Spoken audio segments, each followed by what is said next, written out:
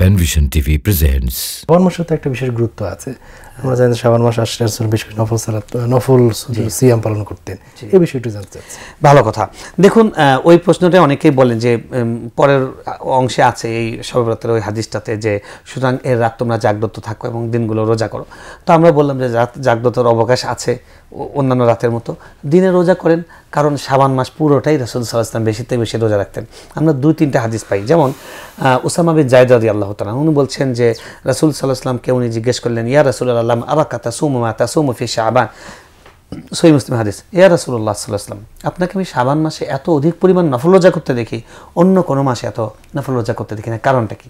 রাসূল সাল্লাল্লাহু আলাইহি ওয়াসাল্লাম বললেন, যাকা শাহরুন তাগফুলু আনহু কাসীরুম মিনান নাস, এটা এমন একটা মাস যেই মাসটা হলো দুটা সম্মানিত ভালো মাস, রজব একটা 4 মাস 4টি সম্মানিত মাসের একটি, এবং রমজান পবিত্র মাস, এই 2টা ভালো মাসের মাঝখানে একটা সাধারণ মাস, এই জন্য মানুষ এই ব্যাপারে উদাসীন থাকে।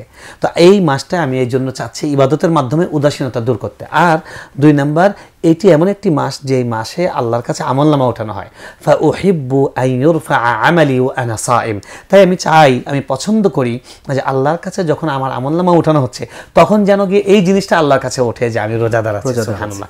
তাই আমরা সবে মানে কি বলে শাবান মাস সম্পর্কে জেনারেল আমল পাচ্ছি যে এই মাসটা আল্লাহ রাসূল সাল্লাল্লাহু আলাইহি ওয়াসাল্লাম রোজা রেখে রমজানের প্রস্তুতি নিয়েছেন, রোজা রেখে আমলনামাটা রোজা অবস্থায় আল্লাহর কাছে প্রেজেন্ট হোক সেটা চেয়েছেন, এবং এই মাসে তিনি মানে অবহেলা বা ঢিলেমি সেটা থেকে বের হয়ে আসার জন্য রোজায় গুরুত্ব দিয়েছেন।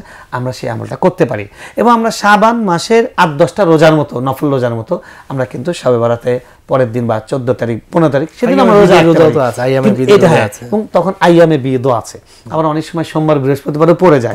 তো এতগুলো উপলক্ষ আছে, এই ধরনের উপলক্ষ নিয়ে রোজা রাখি, রোজাটাও আমরা করি, অসুবিধা নেই, কিন্তু আমরা এটাকে শবে বরাতের সাথে খুব বেশি বাড়াবাড়ি না করি। এটা একদম শবে বরাতের রোজা আর শবে বরাতে কিচ্ছুই নাই, এই যুদ্ধটা যেন আমরা না করি। আবারও বলছি, আল্লাহ আমাদের বোঝার তৌফিক দান করেন।